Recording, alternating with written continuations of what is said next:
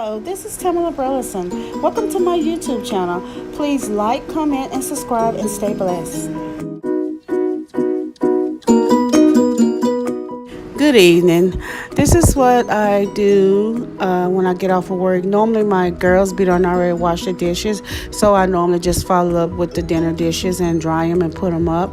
And if we have time, we normally catch a TV show and enjoy one another, see how each other day went and what went on, and things like that.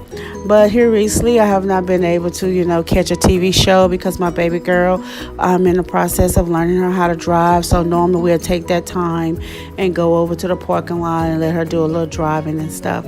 So if you would like to see how that's going, please subscribe, comment, and share, and I'll take you along with us. So yeah, let's get started. Now, as you see, I'm drying my pans. I'm going to finish drying my pans and put them away, and then I'm going to clean my countertops and wipe out the sinks.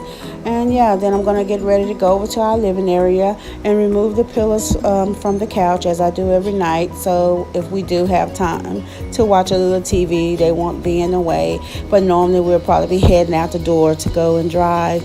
But I will let you know what we're going to do. And if you want to come along with us on our driving journey, you can.